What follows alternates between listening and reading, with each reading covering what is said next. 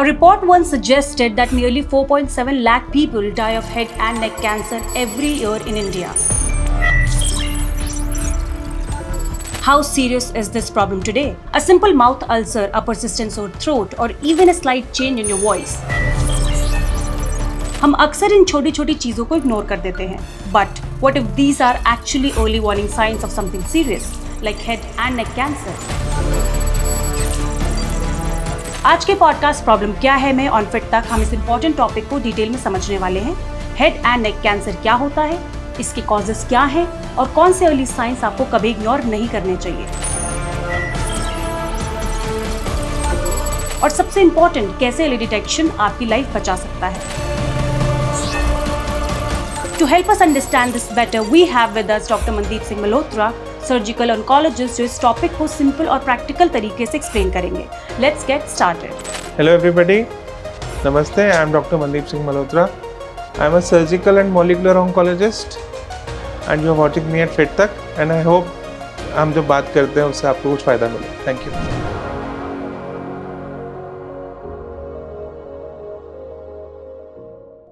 Hello doctor. नमस्ते. कैसे हैं आप सर? ठीक. ओके सर, मेरा पहला सवाल है आपसे सर कि एक रिपोर्ट के मुताबिक nearly 4.7 lakh people die of head and neck cancer every year in India. तो आपके हिसाब से ये कितनी सीरियस प्रॉब्लम है? ये बहुत सीरियस प्रॉब्लम है एक्चुअली. मतलब जब आप पूरा ग्लोबल डेटा देखते हैं हम, तो India, south Asia, India, Pakistan, Nepal, Burma, आप इसमें हेड एंड नेक कैंसर जिसमें हम कॉमन टर्म्स में बोलते हैं, जो मुंह का कैंसर तंबाकू गुटखा से होता है. It has a wide spectrum के बहुत सारी और चीज़ें हैं, बट मेजरली यही जिससे आप एसोसिएट करते हो ये हेड एंड नेक कैंसर है. अगर आप यूएस या वेस्टर्न डेटा देखो तो 3% ऑफ द टोटल कैंसर वहाँ पे हेड एंड नेक कैंसर है, ये वाला. हमारे यहाँ 30% है of the total cancer load. तो इसलिए हमारे यहाँ ही बिगर प्रॉब्लम है. और एज जो हम आजकल बात भी करते हैं और आप लोग भी प्रोपोगेट करते हो, आत्मनिर्भर भारत, ये हमारी प्रॉब्लम है. तो इसका सॉल्यूशन भी हमें ही डेवलप करना है. हमें कोई वेस्टर्न गाइडलाइंस या वेस्टर्न उस तरफ से अगर हम चलते रहेंगे तो हम इस प्रॉब्लम को कभी सॉल्व नहीं कर पाएंगे. सो ये हमारी एक मेजर प्रॉब्लम है. और इसमें एक और चीज़ है इस डेटा में, जब आप 4.7 लाख की बात करते हो उसमें मेजरली कौन है? Males. And what male age group? Working male age group, मतलब 30, 40, 50s, राइट.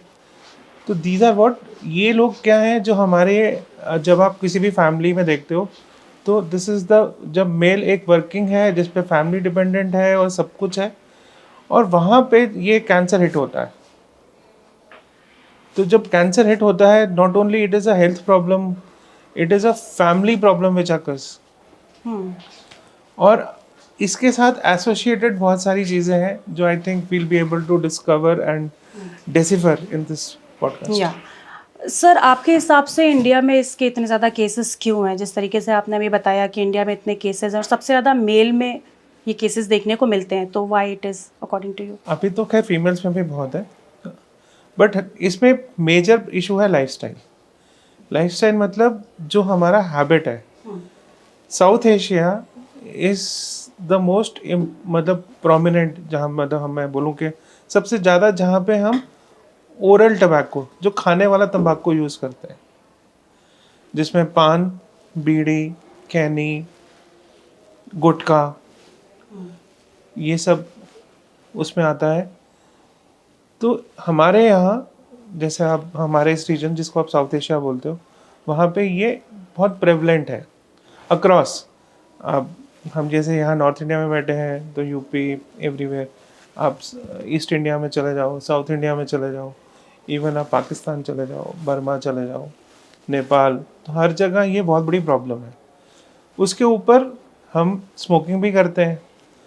स्मोकिंग पे भी हमारे कई हैबिट्स हैं. कहीं हम स्मोक कर रहे हैं, कहीं हम बीड़ी कर रहे हैं, कहीं हम हुक्का पी रहे हैं. थर्डली अल्कोहल जब आ जाता है, तो जब टोबैको और अल्कोहल जब ये दोनों कंबाइन होते हैं तो ये डेडली कॉम्बिनेशन बन जाता है. तो दैट इज़ द रीज़न जबकि बाहर वेस्टर्न पॉपुलेशन जब मैं बात करते हूँ, वहाँ पे टोबैको चूइंग हैबिट नहीं है, वहाँ पे ज़्यादा स्मोकिंग हैबिट है। तो जो चूइंग हैबिट है जिसकी वजह से हमारी ये हमारा ही इशू है, और हमारे फूड हैबिट्स की वजह से। I am not saying we are entirely wrong, इसमें वो नहीं है, बट हाँ ये एक बहुत बड़ा फैक्टर है जिसकी वजह से ये वाला कैंसर हमारे रीजन में ज़्यादा पाया जाता है विज़ वेस्टर्न पॉपुलेशन। इसीलिए ये हमारे लिए एक हेल्थ प्रॉब्लम है और हेल्थ एपिडेमिक है इस टाइम पे कैंसर में।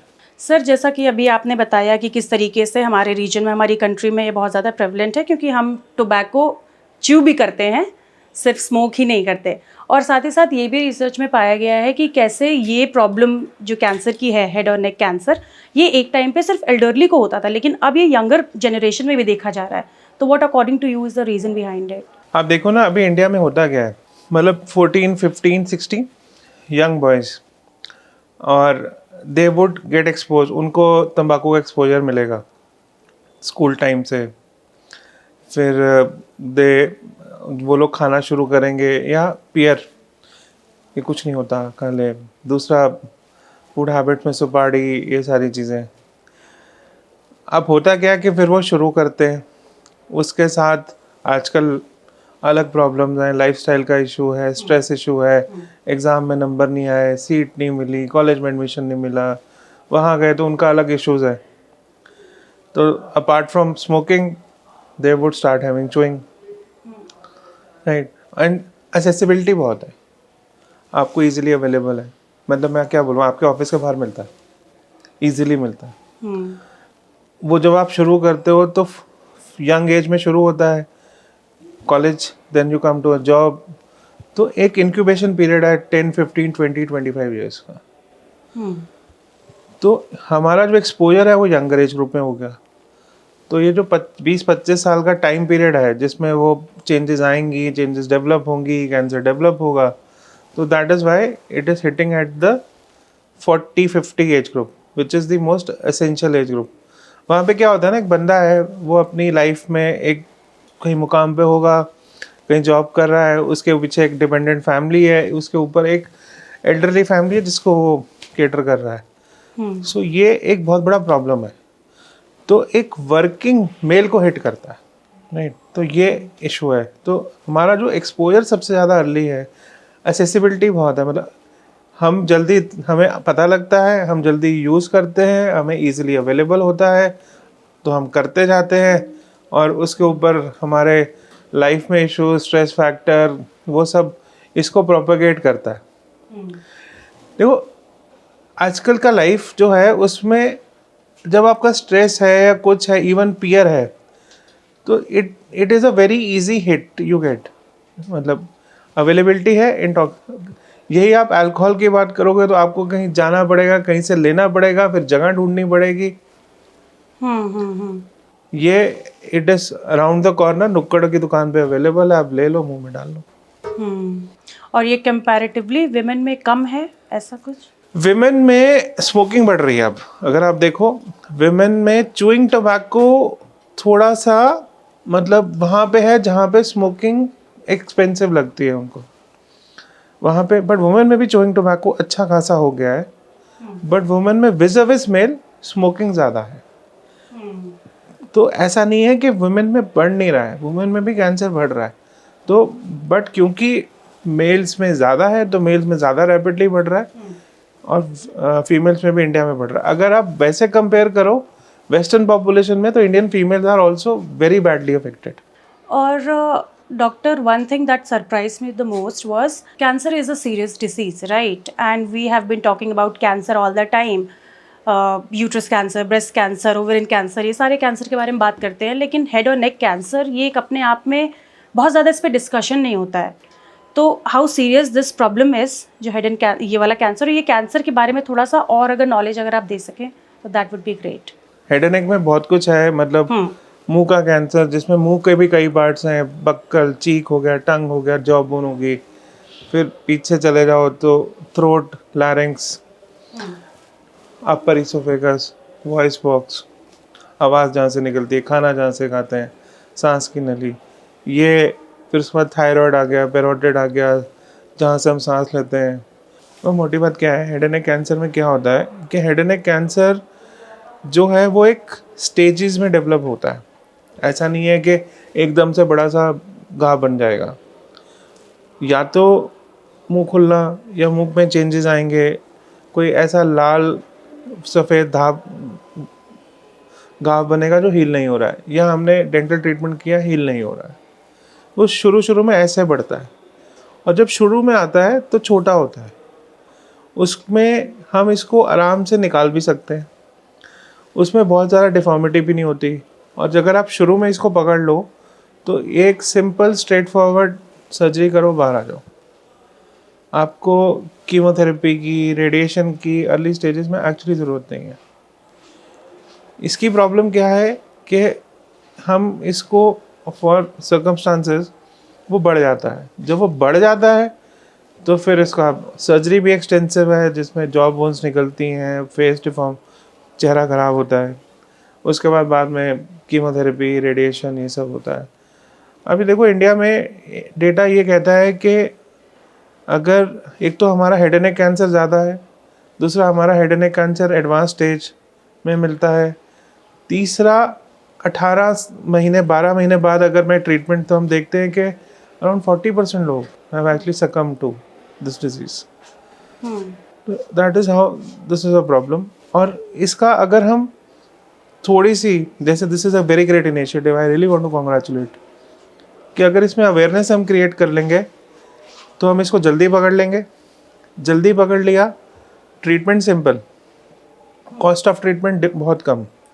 तीसरी चीज़, मॉर्बिडिटी ऑफ ट्रीटमेंट नहीं है। और सबसे बड़ी चीज़, सर्वाइवल। अगर मैं एडवांस स्टेज में पकड़ रहा हूँ तो मैं 60% सर्वाइवल पे, 50%, और अगर मैं स्टेज 1 पे तो मैं 80%, 90% सर्वाइवल पे। तो ये इस चीज़ के ऊपर बात करनी बहुत अच्छी है, and thank you for doing this. आपने बोला कि इसको जितना जल्दी आप पकड़ लो उतना अच्छा है, लेकिन डेली लाइफ में हम लोग क्या करते हैं, बहुत से ऐसे इश्यूज आते हैं, ऐसे प्रॉब्लम्स आती हैं जो हम इग्नोर कर देते हैं क्योंकि हमें लगता है सीरियस नहीं है। तो आपके हिसाब से वो कौन सी चीज़ें हैं जो हमें बिल्कुल, जो साइंस जो हमें बिल्कुल इग्नोर नहीं करनी चाहिए, जो हमें लग रहा है कि नॉर्मल है या ऐसे ही है, लेकिन वो एक साइन हो सकता है? देखिए, इसमें 2 इश्यूज हैं। एक बंदा है जो सब्सटेंस अब्यूज़ ले रहा है, मतलब टोबैको चोर है, स्मोकर विद अल्कोहलिक है। तो अगर मुंह में कोई घाव है, जीभ पे कोई घाव है जो ठीक नहीं हो रहा है, आप गए डेंटिस्ट के पास, डॉक्टर के पास, उसने दवाई दी, नहीं ठीक हुआ, अलार्म बेल शुड रिंग। कोई सफ़ेद रंग का स्पॉट है जो जा नहीं रहा है, जो कोई लाल रंग का स्पॉट है जो जा नहीं रहा है, आवाज़ में कुछ बदलाव लग रहा है, खाना खाने गुटकने में कुछ दिक्कत हो रही है, तो इसको इग्नोर नहीं करना है, इसको यहीं पे आप इवैल्यूएट करो। और एक और चीज़ आपके थ्रू मैं कहना चाहता हूँ, इंडिया में एक कॉन्सेप्ट है, मिथ भी है, कि अगर मैंने छिड़वा दिया, बायोप्सी किया तो बढ़ जाएगा। इसलिए लोग ना बायोप्सी नहीं करवाते, नहीं इसमें कट नहीं लगवाना है, ये कट लगवाएंगे तो ये बढ़ जाएगा। देखिए, उसके पीछे ना एक कॉन्सेप्ट बना है, उस कॉन्सेप्ट का एक रीज़न है। होता क्या था, होता अभी भी है कि हम दिल्ली, नोएडा में बैठे हैं, आप 200-250 किलोमीटर्स, तो होता क्या है कि जैसे कोई मुंह में घाव बना, अब मुंह में घाव बना तो नोटिस करेंगे, तो वो वहाँ पे एक सर्जन होगा जो इसकी बायोप्सी करेगा। जिसको आप दिखा रहे हो प्राइमरली शायद वो नहीं करता होगा, वो या तो किसी के पास भेजेगा या किसी को बुलाएगा, वो बायोप्सी होगी, फिर वो एक लैब पे जाएगी। अब उस लैब वो उस टिश्यू को शायद रिपोर्ट नहीं कर सकता, प्रोसेस नहीं कर सकता, तो वो उस लैब को वो लैब वाला फिर उसको बड़ी लैब में भेजेगा, वहाँ से वो प्रोसेसिंग होगी, फिर वहाँ से रिपोर्ट आएगी, वो रिपोर्ट इधर आएगी, वो रिपोर्ट फिर इधर जाएगी, वो आप तक पहुँचेगी। तो इसका नॉर्मल टर्न अराउंड टाइम ही इतना ज़्यादा है कि वो नेचुरल हिस्ट्री है। अब होता क्या है कि हमने अगर कुछ बायोप्सी करी है, जैसे मैंने कुछ टुकड़ा लिया तो हमारा ध्यान इधर चला गया सारा का सारा, तो बाय द टाइम वो 2-3 हफ्ते में जब उसके सामने रिपोर्ट आती है तो वो नेचुरली उस चीज़ को प्रोग्रेस कर चुका होता है। यहाँ से ये मिथ अराइज हुई है कि मैंने छेड़ा और वो बढ़ गया, क्योंकि हमने वो वैसे भी बढ़ना था, बट हमने उसको नोटिस में ले आए हम भी वेट करें, ना रिपोर्ट क्या आएगी, बाय द टाइम वो रिपोर्ट आती है तो वो बढ़ चुका होता है। डेफिनेटली वो एक उसका प्रोसेस है, वो जो बढ़ेगा। तो यहाँ से ये है। तो अगर हमको डाउट लग रहा है, एक तो इट्स जस्ट नॉट कि मेरा पेशेंट का है या हमारी एक नॉर्मल लेमैन का इशू है। Through you I want to convey this message to all my colleagues who are in dental practice, ENT practice, कि बॉस अगर आपको लग रहा है कि कुछ इशू है, आप प्लीज़ बायोप्सी करिए। आप उसको एंटीबायोटिक या ट्रीटमेंट देके उसको प्रोलॉन्ग मत करो। आप बायोप्सी नेगेटिव है, खुशी की बात नहीं आएगा ना। हमने ओवर कर लिया कि चलो बायोप्सी कर ली, कैंसर नहीं है, और उससे बेटर क्या हो सकता है। बट उसमें अगर हम 10 ऐसी बायोप्सीज करेंगे, 6-7 में शायद नहीं मिलेगा, बट वो 3 वो पकड़ लेंगे जो बाद में बनने वाली थी। तो ये जो थ्रेशोल्ड टुवर्ड्स बायोप्सी है, वो अभी आप देखो कि हमारे प्राइम मिनिस्टर साहब, I congratulate him for the AI summit. आपको पता है इंडिया में इसमें इतना काम हो रहा है कि अब स्क्रैप साइटोलॉजी या इवन फोटोग्राफ्स, तो फोटोग्राफ्स के ऊपर ये वो AI डेवलप हो रहा है, और ये इंडियन कंपनीज इसको डेवलप कर रही हैं कि अगर मेरे को मुंह में कोई डाउट लग रहा है तो I can do a scrap cytology, जिसके पीछे एक AI डेवलप होगा जो बताएगा कि सस्पिशियस है कि नहीं है। मैं फोटोग्राफ से ये बता सकता हूँ कि मुझे इसको मतलब रिलैक्स होना चाहिए या नहीं होना चाहिए। और ये सारी चीज़ें हमारी इस बार की कुछ AI समिट में भी बात हुई थी। तो काम बहुत हो रहा है, काम बहुत हो रहा है, और अगले कुछ सालों में सॉल्यूशन आराम से निकलेगा। और ये भी समझना बहुत ज़रूरी है कि मुंह में अगर किसी भी तरीके का अल्सर है तो वो हमेशा कैंसरस नहीं है। मेजॉरिटी नॉन कैंसर होगा, मेजॉरिटी आपको कोई विटामिन डेफिशिएंसी होगी, मेजॉरिटी क्या होगा कि दांत लग रहा है, इन्फेक्शन है, पेरिडोंटाइटिस है, कोई और प्रॉब्लम है। बट क्या होता है कि हम एक तो डायग्नोसिस से ही पता लग जाता है, दूसरा ये कि कैंसर रूल आउट हो जाता है। फंडा क्या है कि एक तो सबसे बड़ी चीज़ कि क्या आप सब्सटेंस अब्यूज, तम्बाकू, अल्कोहल, स्मोकिंग आप कर रहे हो कि आप नहीं कर रहे हो। जो नहीं कर रहा है उसको भी होता है, ऐसा नहीं है कि उसको नहीं होता है, बट जो कर रहा है उसमें चांस ज़्यादा है। तो अगर आप सब्सटेंस अब्यूज कर रहे हो, it be honest to yourself. देखिए, छोड़ना चाहिए वो ना, नहीं छोड़ना चाहिए, क्यों करना चाहिए, वो एक डिबेट है, वो चलती रहेगी। बट जो कर रहा है उसको तो पता है मैं कर रहा हूँ, तो he should not ignore. If he feels कि this is something which is not right, पता होता है, आप अपनी बॉडी को समझ जाते हो, आपको लग रहा है कि एक तो सबसे पहले आप जो कर रहे हो प्लीज़ बॉस छोड़ दो। उसके बाद इसके ऊपर जो नेसेसरी एक्शन है कर लो, मत घबराओ ये बायोप्सी में बढ़ जाएगा, ये सब कुछ नहीं होता है। आप छोड़िए, आप डायग्नोसिस कराइए, उसका टाइम से ट्रीटमेंट हो जाएगा, आप ठीक हो जाओगे। ये पूरे सर्कल में हम घूम जाते हैं कि वो हम खुद ही इग्नोर करते हैं, नहीं है, हम खुद ही बोले अरे नहीं डायग्नोसिस नहीं करना है, चलो दवाई दे के ले लेते हैं। हमारे कोलिग से कहते हैं अच्छा चलो ट्राई कर लेते हैं, बाय द टाइम वो बढ़ जाता है। ये और doctor, the times that we are living in right now, यहाँ पे जो स्मोक करते हैं, टोबैको च्यू करते हैं, उनके साथ प्रॉब्लम है, लेकिन साथ ही साथ प्रॉब्लम्स उन लोगों के लिए भी बढ़ रही है। जैसा कि आपने भी बोला, जो नॉन स्मोकर्स हैं, जो टोबैको नहीं खाते, उनमें भी कैंसर के ओरल कैंसर के साइंस देखने को मिल रहे हैं। तो what according to you could be those reason जिसकी वजह से ये सब देखने को मिल रहा है? देखिए, एक जो सबसे इम्पोर्टेंट चीज़ है कि एक है स्मोकिंग जो एक्टिव कर रहा है, एक है जो पैसिवली बैठा है वहाँ पे। दूसरा जो हमारी इन्वायरमेंटल है, जो स्मॉग आता है, जो पोल्यूशन है, दैट इज़ ऑल्सो, तो वो कंट्रीब्यूट करता है। तीसरा हमारा फूड हैबिट्स, जो हम फूड में पेस्टिसाइड्स, DDT, फर्टिलाइजर्स, वो सब कंट्रीब्यूट कर रहे हैं आज की डेट में। स्ट्रेस अपना अलग इशू है। जो नॉन स्मोकर है उसको अगर कोई डेंटल प्रॉब्लम है, उसको डायबिटीज़ है, वुंड हीलिंग नहीं होती है, ये सारे इश्यूज कंट्रीब्यूट करेंगे कैंसर में। फिर एक सिंपल बहुत बड़ी चीज़ देखी जाती है कि टूथ बाइट, टूथ अल्सर या रॉन्ग डेंचर, कि डेंचर गलत लग गया, उसने बार बार अल्सर करना शुरू किया, कट रहा है जीभ बार बार, तो उसको डेंटल हाइजीन को हमने इग्नोर किया, ओरल हाइजीन को हमने इग्नोर किया, उससे भी फिर बेसिकली कैंसर क्या है, कैंसर बॉडी का अपना ही सेल है जो खराब हो जाता है। ऐसा नहीं है कोई, मतलब मेजर टाइम्स पे वायरस एक लिमिटेड है, बट अब टोबैको का चक्कर क्या है, तंबाकू मतलब क्या क्या निकोटीन उसमें कैंसर करती है, वो बहुत छोटा कंपोनेंट है निकोटीन का। उसके अंदर जो इंग्रेडिएंट है, कैल्शियम आएगा, अरेका नेट जिसे सुपारी बोलते हो, उसमें से जो निकलता है जो उसका फाइटोकेमिकल है, वो हमारी बक्कल म्यूकोजा को इरिटेट करता है, उसमें कुछ चेंजेस लाएगा, फिर बॉडी उसको रिपेयर करने की कोशिश करेगी, फिर हम रिपीटेड एक्सपोजर करेंगे, फिर बॉडी उसको रिपेयर करने की कोशिश करेगी, फिर बाय द टाइम हमारा रिपेयर मैकेनिज्म को वो हार जाता है और इंजरी बढ़ जाती है।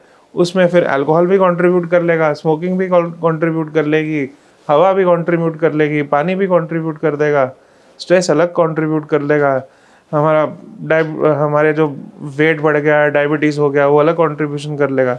बेसिकली क्या है, इम्यूनिटी कम हो जाएगी ना, तो हमारे बॉडी के लड़ने के फंडे खत्म हो जाएंगे, तो होगा क्या अल्टीमेटली, फिर इस तरह से वो कैंसर बढ़ जाता है। अगर 10 people smoke or use tobacco, 3 or 4 will get, 6 will not get. इसका मतलब क्या है कि those 6 have a robust immune system to counter the abuse of tobacco. That is why the body is fighting it out. If 100 people don't smoke, still 3, 4, 5, 6 can get. I'm not sure about the data, but this is how it is. And they have other factors in which it gets contributed to development. Cancer ऐसे develop होता है। तो जो जिसका factor है, cancer एक multi factorial है, सिर्फ ऐसा नहीं है कि तंबाकू, बट ये मल्टी फैक्टर्स जब एक साथ प्ले करते हैं तो किसी में बनता है, किसी में नहीं बनता है। इसीलिए वो चीज़ है ना कि वो तंबाकू भी कैसे बढ़ता है, अरे यार मैंने तो खाया था, मेरे को तो कुछ नहीं हुआ, या वो इतने साल से खा रहे हैं, उनको तो कुछ नहीं हुआ, तुम क्यों टेंशन ले रहे हो, ये सब नहीं होता, ले लो। वहाँ पे गलती हो जाती है। यानी एक पॉइंट जो मुझे इसमें से समझ में आया वो ये है कि अगर आप ओरल हाइजीन मेंटेन नहीं करते हो तो वो भी कैंसर का कारण हो सकता है। 100%।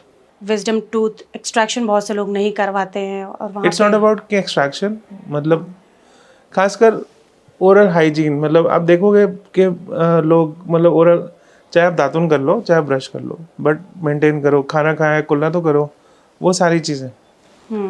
मतलब पेरियोडाइटिस है, जो बैड ब्रेथ है, ये सब मतलब बेसिकली क्या है कि पीछे आपने बैक्टीरिया की एक शीट डाल दी, मुंह तो वैसे भी गंदा ही है ना, उसमें बैक्टीरिया तो है ही है। तो अब जैसे आगे रिसर्च चल रही है कि आप ये भी बता पाओगे कि हमारे मुंह के बैक्टीरिया से कौन प्रोपोनेंट है कैंसर के, कौन नहीं है, इसी तरह से। So that is how it is contributing to all these things. अब आपका टेंशन कर लगा और आपका ऊपर से ओरल हाइजीन खराब है, तो बॉडी इन्फेक्शन से भी लड़ेगी, अल्सर से भी लड़ेगी, इंजरी से भी लड़ेगी, फिर कभी ना कभी वो लड़ते लड़ते हार जाएगी और सेल खराब हो जाएगा। ये तो माउथ अल्सर की और हाइजीन की बात हो गई। और कई बार सोर थ्रोट भी एक रीज़न माना जाता है। क्या इज़ इट पॉसिबल कि अगर कभी किसी को सोर थ्रोट है या बार बार हो रहा है या परसिस्टेंट है तो this could also be a cause of oral cancer और something dangerous that needs to be looked after? It is oropharynx, मतलब जो थ्रोट कैंसर की बात कर रहे हैं, या वॉइस लैरिंक्स। बार बार सोर थ्रोट होना ऐसा नहीं है कि डॉक्यूमेंटेड कैंसर है। कैंसर इस तरह से प्रेजेंट कर सकता है। सोर थ्रोट हो रहा है, आपको एलर्जिक है, ये हवा से एलर्जिक है, तो उसको सोर थ्रोट होना है, वो एक अलग इशू है, ठीक है। बट कभी कभी वॉइस में चेंज, सोर थ्रोट की तरह प्रेजेंट करना, मतलब घुटने में दर्द हो रही है, हमको खाने में दिक्कत हो रही है, तो कैंसर का प्रेजेंटिंग सिम्टम है कि।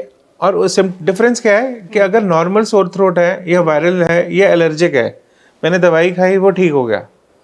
कैंसर अगर सोर थ्रोट से प्रेजेंट कर रहा है तो मैं अगर एंटी एलर्जी ले रहा हूँ, ये ले रहा हूँ, उससे वो ठीक नहीं होगा, वो परसिस्ट करता रहेगा। तो अगर आपने जो बात बोली, अगर सोर थ्रोट परसिस्ट कर रहा है in spite of the treatment, get it evaluated. इसके साथ लंप और स्वेलिंग भी कभी कभी देखने को मिल जाती है। लंप और स्वेलिंग एक्चुअली क्या है, जब आप गर्दन में लंप या स्वेलिंग की बात कर रहे हो तो दैट मीन्स कि वो एडवांस स्टेज पे पहुंच गया है। क्या है कि जैसे यहाँ पे कैंसर हुआ, तो अगर मेरा गला खराब हो रहा है या ऐसा हो रहा है, तो इनिशियली वो स्वेलिंग नहीं होगी, इनिशियली आपको परसिस्टेंट सोर थ्रोट होगा, खाने में दिक्कत होगी, थूक गुटकने में दिक्कत है, थोड़ा ऐसा लग रहा है, फिर धीरे धीरे धीरे वो हम ट्रीटमेंट ले रहे हैं बट ठीक ही नहीं हो रहा है। आवाज़ ठीक ही नहीं हो रही है, या और धीरे धीरे फिर वो लंप की तरह प्रेजेंट हो, जब वो लंप की तरह या इस तरह प्रेजेंट करता है, दैट मीन्स इट्स स्टेज 3। तो पहले ही उसको पकड़ लो। अगर लंप और स्वेलिंग की तरह प्रेजेंट कर रहा है तो मतलब एडवांस स्टेज पे है। Also doctor, can cancer be present even without pain? Cancer initially starts without pain, मतलब इट्स नॉट के early, very early, it will not present with a pain 90% of the time. It will start very early with an irritation, with an ulcer, which is not very painful but is irritant. But धीरे धीरे the size increases, मतलब until unless it is on the bone or exposed part of the bone, initially it will present with an ulcer जो irritant है. जैसे जैसे उसका size बढ़ेगा, then it starts causing pain. Okay. So yeah, an ulcer with pain definitely should not be ignored at all. Okay. And किसी को कैसे पता चलेगा, for someone who doesn't know a lot, of course वो ये podcast देखेंगे फिर उनको ज़रूर समझ में आएगा कि कैसे हमें डिफ्रेंशिएट करना है कि नहीं ये एक माइनर इशू है या सीरियस कंडीशन है? मेजॉरिटी अल्सर आज भी हमारी विटामिन डेफिशिएंसी या बैड फूड हैबिट्स या फिर किसी को रिफ्लक्स गैस्ट्राइटिस है, पुअर डेंटल हाइजीन की वजह से होते हैं, या दांत लग रहा है। आपको लग रहा है, आप जाते हो डॉक्टर के पास, वो क्या कहते हैं? वो कहते हैं अच्छा आप एंटी वो एसिडिटी की दवाई दे देंगे, कुछ मल्टीविटामिन दे देंगे, कोई ऑइंटमेंट्स दे देंगे, साइटी, ये सब, जिससे आप, ताकि आप सूद हो जाओ। ठीक हो जाता है, ठीक है। आप अपना लाइफस्टाइल चेंज करते हो, बहुत अच्छी बात है। अगर आप कोई सब्सटेंस अब्यूज कर रहे हो, try to refrain from it. But अगर आपने किया और आपको लगा यार ठीक नहीं हुआ है, इट इज परसिस्टिंग, या मैंने थोड़े टाइम के लिए मुझे बेटर लगा था, अब फिर से बढ़ गया है, that is when it's should be evaluated. एकदम से मैं ये नहीं कह रहा कि every ulcer will become a cancer, every ulcer is normally not a cancer, but आप उसको ट्रीट करो। वही है, अगर आपका कोई अल्सर है जो ठीक नहीं हो रहा है, उसको इग्नोर मत करो। उसको नॉर्मली फिर हम इग्नोर करते हैं, अरे नहीं कुछ नहीं होगा, हम ये अच्छा ये एंटीबायोटिक नहीं तो अब ये ले ली, ये ले ली तो नहीं ये ले ली, फिर हमें लगा अच्छा ठीक है मैंने दर्द की दवाई ले ली, कुछ टाइम और टाइम निकाल लिया। तो वो टाइम नहीं निकालना है। ठीक हो, अगर ठीक नहीं हो रहा है उसकी जांच कराओ, और जो भी नेसेसरी जांच है वो कराओ, और उसको वहीं पे फिर देखो कि वो कैंसर जैसी प्रॉब्लम तो नहीं है। स्पेसिफिकली अगर आप सब्सटेंस अब्यूज कर रहे हो, राइट, यानी रेगुलर डेंटल चेकअप भी कहीं ना कहीं अर्ली डिटेक्शन में हेल्प कर सकता है। 100%। और हम इंडिया में डेंटल के लिए हम बहुत ज़्यादा प्रोएक्टिव नहीं है। That's the most ignored area. हाँ जी, हम कॉस्मेटिक डेंटिस्ट्री को फिर भी ध्यान देते हैं, बट डेंटल प्रॉब्लम हम लेते हैं अच्छा चलो ठीक है कोई बात नहीं, दवाई ले ली, केमिस्ट वालों भैया को बोला भैया दर्द हो रहा है, भैया उसने बोला ठीक है आप ये मेडिसिन खा लो, थोड़ा टाइम ठीक हो गया, हमने कहा चलो हम बाद में दिखा लेंगे, तो दिखा लेना चाहिए। Okay, according to you, what should one do about it? How to take care of dental hygiene? Basics, if you can tell. Basic तो वही है कि you rinse your mouth after your food habits, brushing twice daily. ये तो हर कोई बोलता है, but as a but हम डॉक्टर सीरियसली नहीं लेते। हाँ सीरियसली नहीं लेते, एग्जैक्टली। तो how as a doctor you would like to emphasize on this point कि ये खाने के बाद ये चीज़ तो ज़रूर करनी चाहिए? हमें अपने डेंटिस्ट की जो इंस्ट्रक्शंस हैं वो बेटर माननी चाहिए। और doctor, is there any kind of blood test या स्क्रीनिंग जो हमें रेगुलरली ऐसे करानी चाहिए जिससे कैंसर अर्ली डिटेक्ट हो सके? आज की डेट में अवेलेबल नहीं है, बट ये होने वाला है। इंडिया में अक्रॉस द वर्ल्ड बहुत लैब्स हैं और बहुत साइंसेस पे काम हो रही है, जिसमें हम अब अर्ली डिटेक्शन हम ब्लड टेस्ट से कर पाएंगे, जिसमें we take a blood sample और हम उसकी वजह से कोई चेंज हो रहा है। तो अब जैसे कुछ लैब्स हैं जिस पे इस पे काफ़ी एक्टिवली काम हो रहा है, तो it is just few years away. आज की डेट में कोई ब्लड टेस्ट नहीं है, अभी हम ये लेके चलते हैं। आज की डेट में हर एक कैंसर का अलग अलग साइन है। मुंह का कैंसर है तो इरेथ्रोपेकिया, ल्यूकोप्लेकिया, ब्रेस्ट में हम लंप की बात करते हैं, यूट्रस में हम ब्लीडिंग की बात करते हैं या स्मेली डिस्चार्ज की बात करते हैं, कोलन कैंसर में हम जब बात करते हैं तो ब्लड की या इस टाइप के ब्लैक कलर स्टूल की बात करते हैं। तो अभी हम स्पेसिफिक कैंसर्स की बात करते हैं जिसमें स्पेसिफिक साइंस हैं, but over a time yes the science is progressing that everything will come towards a blood test and will be able to screen better way. Sticking to के जो हम बात कर रहे हैं मुंह के कैंसर की, तो मुंह का घाव, white patch, red patch, mouth opening में डिफ़िकल्टी, मुंह खुलने में दिक्कत, आवाज़ में चेंज, गला जो है वो ख़राब है, वो ठीक नहीं हो रहा है, गर्दन में कोई गठान या ऐसा कुछ महसूस हुआ, these are signs of cancer. इसको इवेलुएट करना चाहिए और हमारी हैबिट्स को हमें जितना कम कर सकते हैं उतना बेटर करना चाहिए। मैं इस डिबेट में नहीं जाना चाहता कि हमें नहीं करना चाहिए, सबको पता है नहीं करना चाहिए। मेरा एक छोटा मैसेज है, अगर आप कर रहे हो और आपको प्रॉब्लम हो रही है तो बस उसको पकड़ लो। बहुत बार हमने ये पेशेंट्स भी देखे हैं जो, अब वही जब हमने बात करी थी कि अगर 10 लोग लेते हैं तो 3-4 को होगा, मेजॉरिटी को नहीं होगा। तो वो जो माइनॉरिटी है जो जिनको होता है या होएगा आगे, उनको पहले साइंस आते हैं। एक तो उस टाइम पे they can take one decision कि यार ये मेरे लिए नहीं बना है, I can, there are lot, ज़िंदगी में तंबाकू के अलावा बहुत सारी और चीज़ें हैं जो हम कर सकते हैं। तो उसको छोड़िए और इन साइंस को आप इवेलुएट कराइए। अगर कोई ऐसा घाव है उसको उसी टाइम टेस्ट कराओ और इसको जल्दी से ख़त्म करो। ओके जैसा कि आपने बताया कि इसके लिए कोई अभी टेस्ट अवेलेबल नहीं, अभी नहीं है, ऑफ कोर्स आएगा, बट वो फ्यूचर की बात है। तो वही प्रिवेंशन टिप्स अगर आपको कुछ देनी हो ऑडियंस को, व्यूअर्स को, तो आप क्या देंगे? प्रिवेंशन टिप देख, सबसे बड़ी टिप तो यही है कि if I can abstain, that is the biggest thing which we can do to ourself. अगर मैं अपने लाइफस्टाइल को बेटर कर लूँ, वो कहते हैं ना कि नशे बहुत हैं, आपको यही नशा क्यों करना है। जैसे हमारे कैमरामैन है जो है, उनको फिटनेस का नशा है तो वह नशा बहुत अच्छा है। किसी को प्यार का नशा है तो प्यार का नशा कर लो, बट ये वाला नशा बहुत ख़राब है। आप बाकी कुछ और कर सकते हो। तो एक ये है। दूसरा, अगर आप डेंटल हाइजीन डेफिनेटली अपने हेल्थ पे ध्यान दीजिए।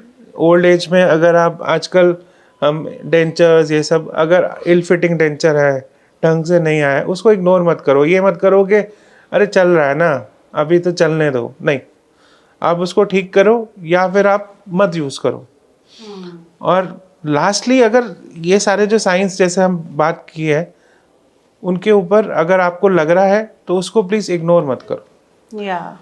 ओरल कैंसर की एक सबसे बड़ी खासियत है कि ये एकदम से, ज़्यादातर ऐसा नहीं है एकदम से आएगा, हड्डी में घुस जाएगा, गर्दन में घुस जाएगा, एकदम से नहीं करता है। ये एक टाइम देता है। उस मेजॉरिटी केसेस में, कुछ केसेस में होता है कि बहुत एग्रेसिव है, वो एक अलग डिबेट है, बट मेजॉरिटी में वो ऐसे आएगा, वो एकदम से हड्डी नहीं आएगी। हड्डी इन्वॉल्व करने में उसको टाइम लगता है। अगर आप उससे पहले उसको पकड़ लो तो उसमें ऑपरेशन में हड्डी नहीं कटेगी, आपके चेहरे पे भी निशान नहीं आएगा। आज की डेट में आप अंदर से ही उसको ऑपरेट कर सकते हो। इवन गर्दन भी आजकल रोबोट से आप ऑपरेट कर सकते हो, गर्दन पे निशान भी नहीं आता, पता भी नहीं लगेगा कि सर्जरी भी हुई थी। तो इस लेवल तक है और अर्ली पे ही ख़त्म हो जाएगा। हमको कहीं से मांस वास में नहीं लेना पड़ेगा कि हम यहाँ से ले रहे हैं, चेहरा ख़राब कर रहे हैं, बॉडी ख़राब कर रहे हैं। और मेजॉरिटी चीज़ ये है कि आपको कीमो रेडिएशन की रिक्वायरमेंट ही नहीं है।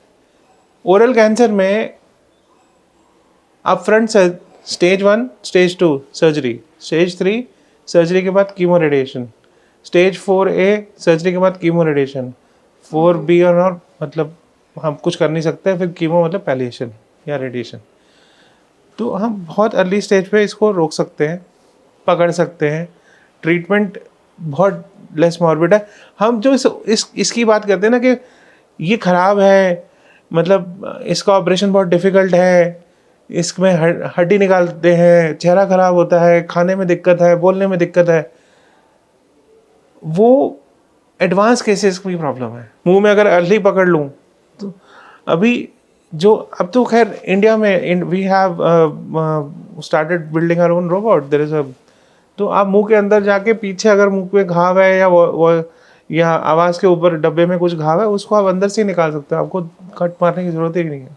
कई बार लोग गम ब्लीडिंग को और इसको काफ़ी इग्नोर करते हैं इस चीज़ को, ये कितना सीरियस हो सकता है gum bleeding? Gum bleeding majority vitamin C deficiency या फूड हैबिट्स की वजह से है। बट अगर गम ब्लीडिंग हमने जैसे वही हमने अपना विटामिन सी रिप्लेनिश किया, हमने अपना दांत ठीक किया, हमने बट हमें फिर भी ठीक नहीं हो रहा है, then this might be a reason for which might be underlying cancer, जो कैंसर हो सकता है। जिसको डिटेक्ट करना ज़रूरी ज़रूरी है है। जितना जल्दी हो सके। मतलब आप अपने डेंटिस्ट को जाके दिखाइए कि गम ब्लीड कर रहा है, और डेंटिस्ट अगर ट्रीट कर रहा है और फिर भी ठीक नहीं हो रहा है, तो फिर उसका अगर टिश्यू डायग्नोसिस या बायोप्सी या कुछ करना है तो करिए। और डॉक्टर, कोई ओरल कैंसर को लेके आपने कोई बिगेस्ट मिथ जो आपने सुना हो? सबसे बड़ा मिथ ये है कि मैंने बायोप्सी कराया और बढ़ गया, वो बहुत बड़ा मिथ है। और दूसरा मिथ है कि ये मेरे को नहीं होगा।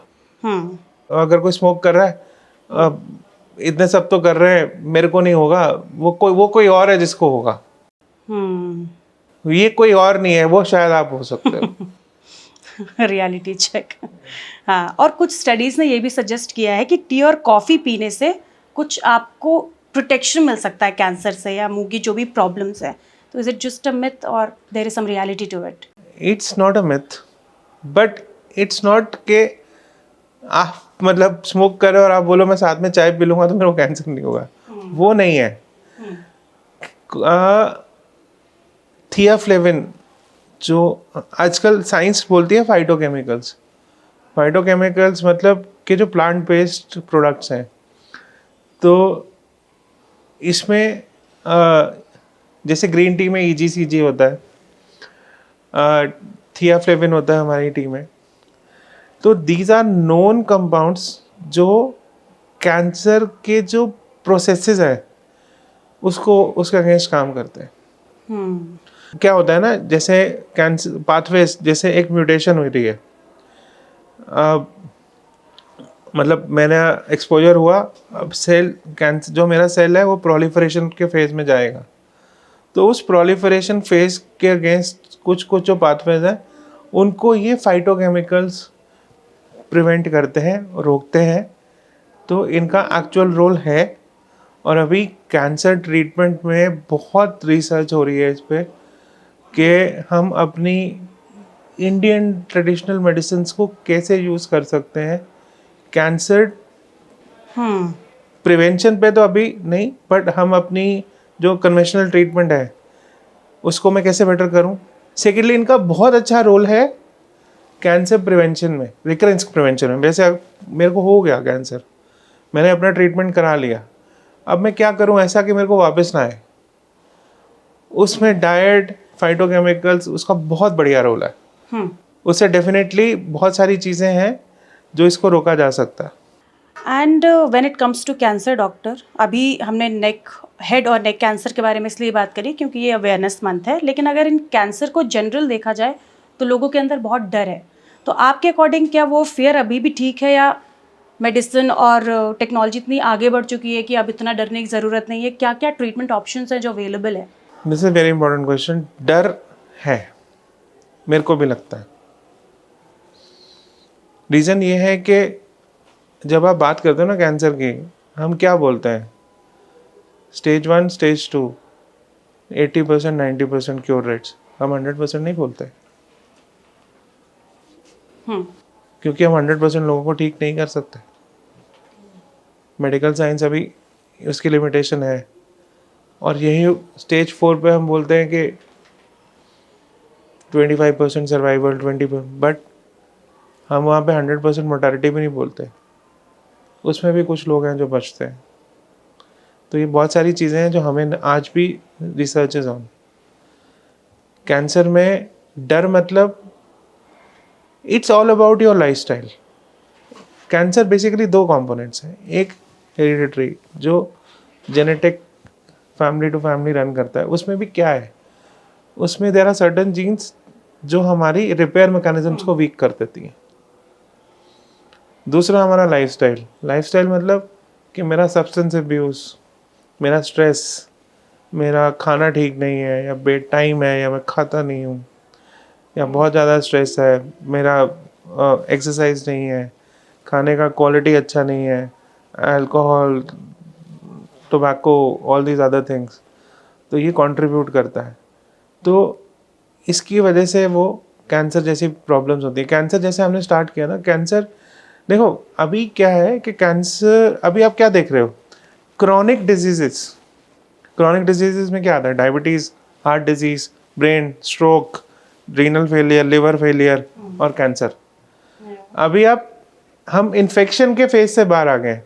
अब हम बहुत कम लोग देख, जैसे हमने स्मॉल पॉक्स पहले खत्म, अब हमने पोलियो भी खत्म किया। तो हम जो इन्फेक्शियस डिजीजेस के फेज से हम बाहर आ रहे हैं उसको हम प्रिवेंट कर पा रहे हैं। उसके अगेंस्ट हम वैक्सीन हैं, उसके अगेंस्ट एंटीबायोटिक्स हैं, हमारा ट्रीटमेंट बहुत रोबस्ट होता है। अब as we are looking into, now we live longer, when we live longer then we have, and our lifestyle, so everything contributes towards the spectrum of chronic disease.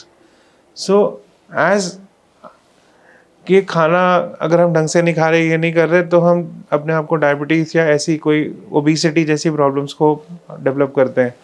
उसकी वजह से अब हमारे हार्ट में क्लॉट होता है। कैंसर से भी प्रोकोगुलेशन, मतलब कैंसर भी तो क्लॉटिंग को बढ़ा देता है।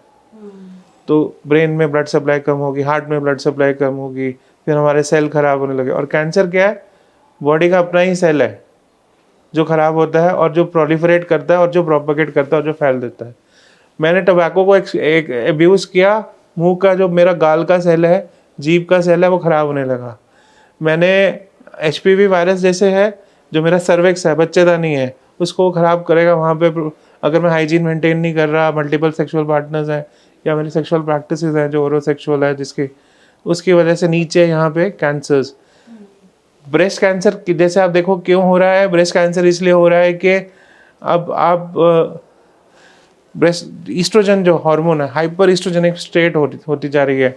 प्यूबर्टी देखो बहुत जल्दी हो रही है, उसमें लॉस ऑफ एक्टिविटी, और उसके बाद late marriage, limited lactation, hormone replacement therapy, assisted reproduction, ये सारी चीज़ें हमारे जो नॉर्मल बॉडी के साइकिल्स, हम जब भी प्रकृति से छेड़ते हैं, प्रकृति का भी रिएक्शन है, तो बॉडी का डिफेंस मैकेनिज्म है, जब वो ख़राब होता है और हम उसको अब्यूज़ करते हैं इन एनी फॉर्म, तो एक डिजीज़ जो है वो कैंसर है। तो कैंसर ऐसी एक स्पेक्ट्रम है, एक उसी क्रॉनिक डिजीज़ का। और हम ये नहीं कह रहा मैं कि हम इसको 100% प्रिवेंट कर सकते हैं, बट हाँ हम बहुत कुछ कर सकते हैं अगर हम अपने पे ध्यान देना शुरू करें। Every man, every woman should take care of themselves. हम अपना ध्यान खुद रखें तो हम बहुत सारी चीज़ों से बच जाएंगे। And there is also very less awareness about it.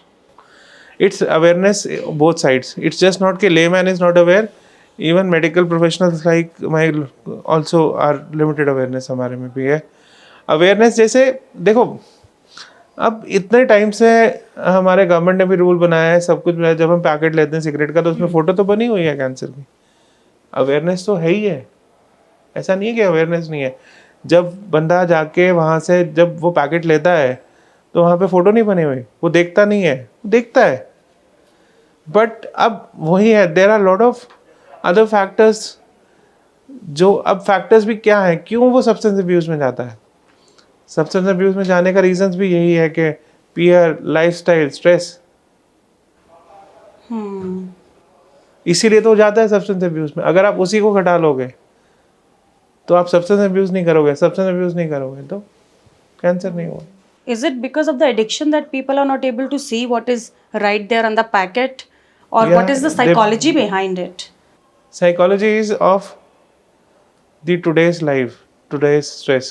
Boss की डांट पड़ती है, नीचे जाके टेंशन होती है, तो वो सुट्टा निकल आता है। फोटो दिखती है बट फिर भी सुट्टा निकल आता है। The stress really needs to be worked on, I feel. Or if viewers could change one habit about themselves, ये पॉडकास्ट देखने के बाद या ये सुनने के बाद, अगर एक हैबिट अगर आप उनको कहो कि ये चेंज कर दो तो इससे काफी अपने ऊपर ध्यान देना शुरू करो। आप क्या खा रहे हो वो देखो, आप क्या कर रहे हो ये सोचो। बहुत सारी चीज़ें ऐसी होती हैं जो हमारे कंट्रोल में नहीं होती हैं, हमें कुछ चीज़ें भगवान पे भी छोड़नी चाहिए। और एक चीज़ जो होता है वो अच्छे के लिए होता है. अगर आज मेरी लाइफ में कुछ इवेंट हुआ है which I might feel that this is not the right thing to happen to me, but भगवान हमारे लिए अच्छा ही सोचता है, उसका कुछ अच्छा होगा जो आगे होगा. तो एटलीस्ट अगर हम इतनी भी सोच डेवलप कर लेंगे तो हम स्पेक्ट्रम ऑफ क्रॉनिक डिजीज़ के ऊपर काफ़ी कंट्रोल कर पाएंगे.